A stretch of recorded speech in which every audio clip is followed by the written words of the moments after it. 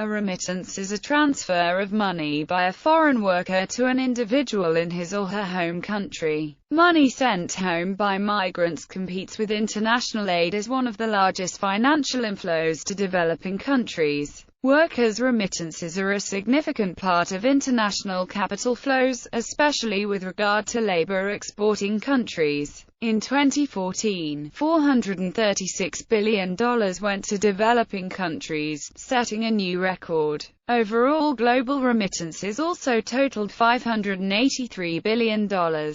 Some countries, such as India and China, receive tens of billions of US dollars in remittances each year from their expatriates. In 2014, India received an estimated $70 billion and China an estimated $64 billion.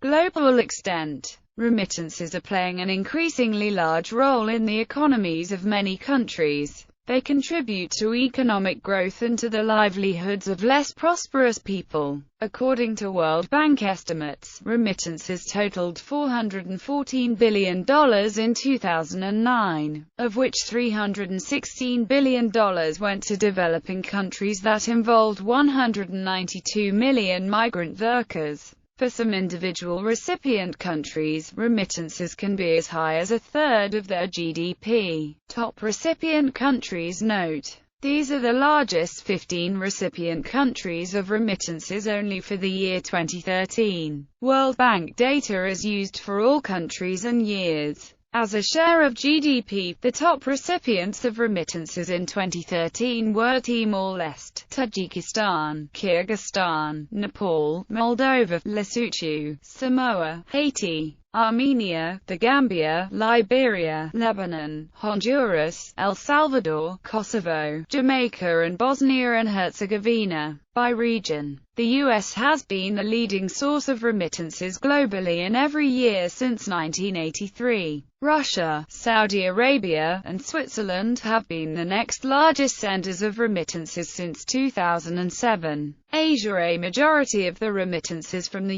U.S. have been directed to Asian countries like India, China, the Philippines, Bangladesh and Pakistan. Most of the remittances happen by the conventional channel of agents, like Western Union, Al Ansari Exchange, Express Money, UAE Exchange, Intel Express and MoneyGram. However, with the increasing relevance and reach of the Internet, online and mobile phone money transfers from companies such as ZenPay, Remit to India, Azimo, Orbit Remit and Zoom.com have grown significantly. Jordan. The flow of remittances to Jordan experienced rapid growth during the 1970s and 1980s when Jordan started exporting skilled labor to the Persian Gulf. These remittances represent an important source of funding for many developing countries, including Jordan. According to the World Bank data on remittances, with about $3 billion United States dollars in 2010, Jordan ranked at 10th place among all developing countries. Jordan ranked among the top 20 recipients of remittances for the preceding decade. In addition, the Arab Monetary Fund statistics in 2010 indicate that Jordan was the third biggest recipient of remittances among Arab countries after Egypt and Lebanon. The host countries that have absorbed most of the Jordanian expatriates are Saudi Arabia and the United Arab Emirates, where the available data indicate that about 90% of Jordanian migrants are working in the Persian Gulf. Philippines. According to a World Bank study, the Philippines is the second largest recipient for remittances in Asia. It was estimated in 1994 that migrants sent over $2.6 billion back to the Philippines through formal banking systems. With the addition of money sent through private finance companies and return migrants, the 1994 total was closer to $6 billion annually. The total is estimated to have grown by 7.8% annually to reach $21.3 billion in 2010. Remittances are a reliable source of revenue for the Philippines, accounting for 8.9% of the country's GDP. The Estrada administration in 2000 declared it the Year of Overseas Filipino Worker in the recognition of the determination and supreme self-sacrifice of overseas Filipino workers. This declaration connects monetary remittances of overseas workers as the top foreign exchange earnings in the Philippines, Latin America and the Caribbean. In Latin America and the Caribbean, remittances play an important role in the economy of the region, totaling over $66.5 billion United States dollars in 2007, with about 75% originating in the United States. This total represents more than the sum of foreign direct investment and official development aid combined. In 7 Latin American and Caribbean countries, remittances even account for more than 10% of GDP and exceed the dollar flows of the largest export product in almost every country in the region. Percentages ranged from 2% in Mexico, to 18% in El Salvador, 21% in Honduras, and up to 30% in Haiti. The Inter-American Development Bank's Multilateral Investment Fund has been the leading agency on regional remittance research. Mexico received remittance inflows of almost $24 billion in 2007, 95% of which originated in the U.S. North America. The United States. A 2004 study found that over 60% of the 16.5 million Latin American-born adults who resided in the United States at the time of the survey regularly sent money home. The remittances sent by these 10 million immigrants were transmitted via more than 100 million individual transactions per year and amounted to an estimated $30 billion during 2004. Each transaction averaged about $150–250, and, because these migrants tended to send smaller amounts more frequently than others, their remittances had a higher percentage of costs due to transfer fees. Migrants sent approximately 10% of their household incomes. These remittances made up a corresponding 50 to 80% of the household incomes for their recipients.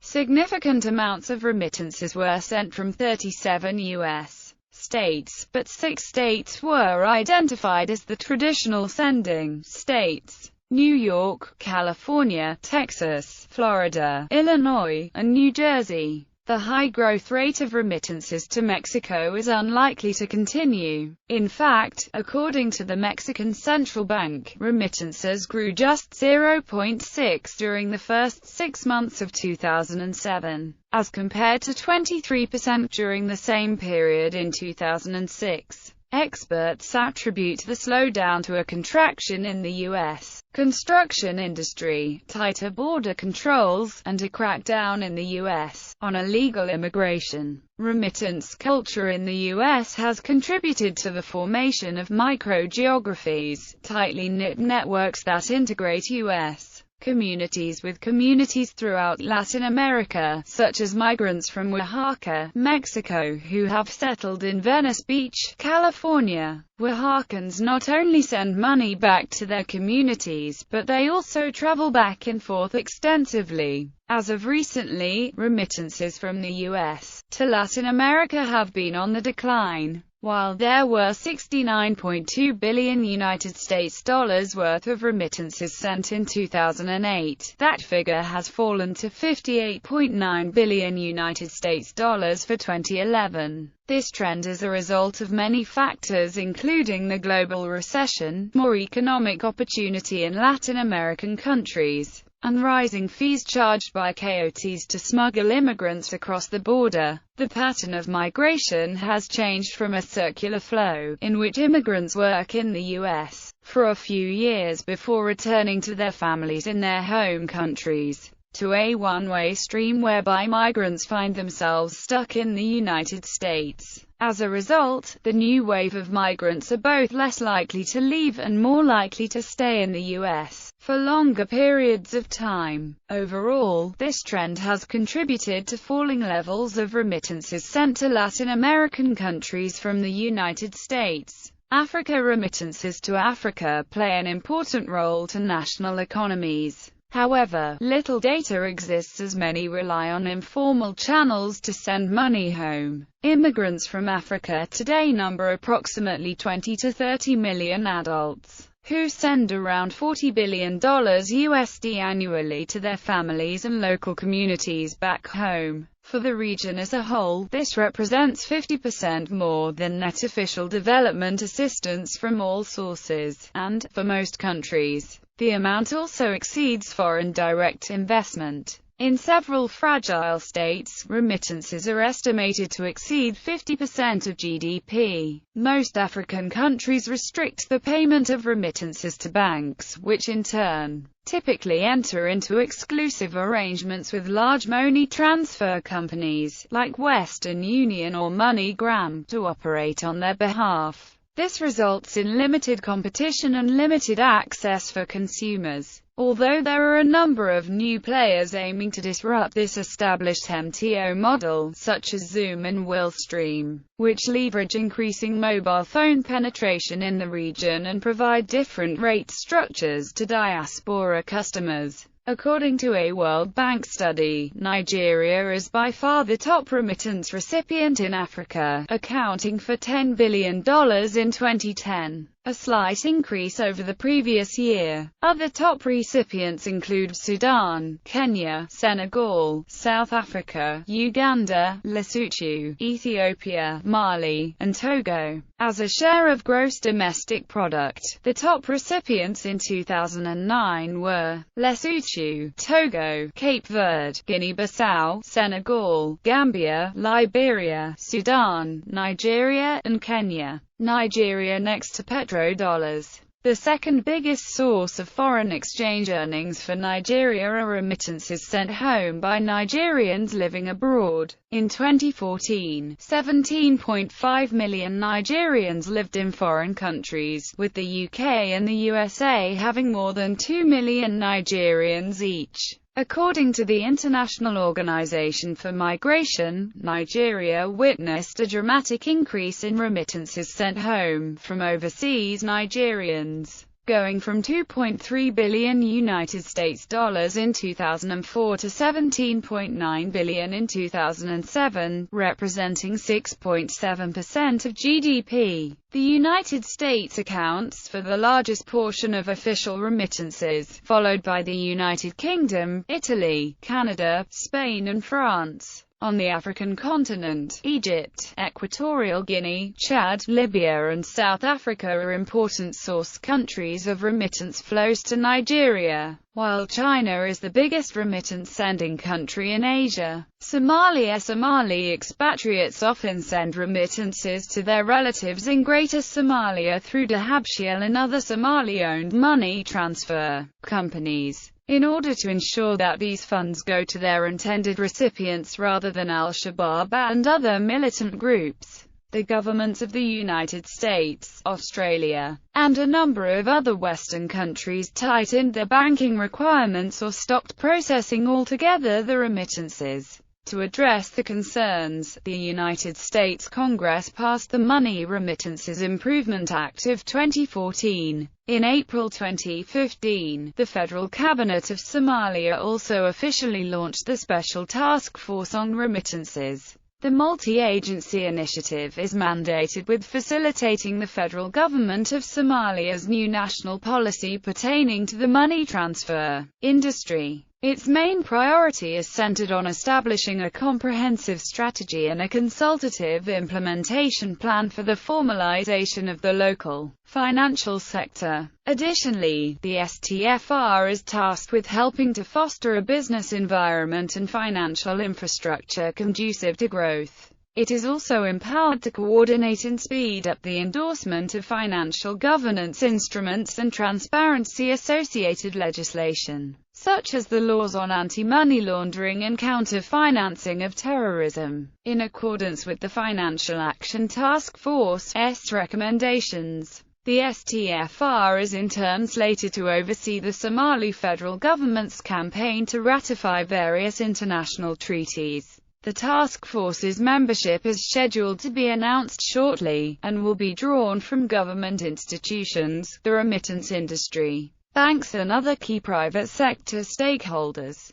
History. Overview. Remittances are not a new phenomenon in the world, being a normal concomitant to migration which has always been a part of human history. Several European countries, for example Spain, Italy and Ireland, were heavily dependent on remittances received from their emigrants during the 19th and 20th centuries. In the case of Spain, remittances amounted to the 21% of all of its current account income in 1946. All of those countries created policies on remittances developed after significant research efforts in the field. For instance, Italy was the first country in the world to enact a law to protect remittances in 1901, while Spain was the first country to sign an international treaty to lower the cost of the remittances received. Since 2000, remittances have increased sharply worldwide, having almost tripled to $529 billion in 2012. In 2012, migrants from India and China alone sent more than $130 billion to their home countries. In 2004, the G8 met at the Sea Island Summit and decided to take action to lower the costs for migrant workers who send money back to their friends and families in their country of origin. In light of this, various G8 government developmental organizations, such as the UK government's Department for International Development and USAID, began to look into ways in which the cost of remitting money could be lowered. In September 2008, the World Bank established the first international database of remittance prices. The Remittance Prices Worldwide database provides data on sending and receiving remittances for over 200 country corridors worldwide. The corridors examined include remittance flows from 32 major sending countries to 89 receiving countries, which account for more than 60% of total remittances to developing countries. The resulting publication of the Remittance Prices Worldwide database serves four major purposes: benchmarking improvements, allowing comparisons across countries, supporting consumers' choices, and putting pressure on service providers to improve their services. At the July 2009 summit in L'Aquila, Italy, G8 heads of government and states endorsed the objective of reducing the cost of remittance services by 5 percentage points in 5 years. To drive down costs, the World Bank has begun certifying regional and national databases that use a consistent methodology to compare the cost of sending remittances. At the G20 2011 summit in Cannes, Bill Gates stated that, if the transaction costs on remittances worldwide were cut from where they are today at around 10% to an average of 5%, it would unlock $15 billion a year. In poor countries, a number of low-cost online services such as Azimo have emerged with the objective of lowering the cost of money transfers to developing and emerging economies.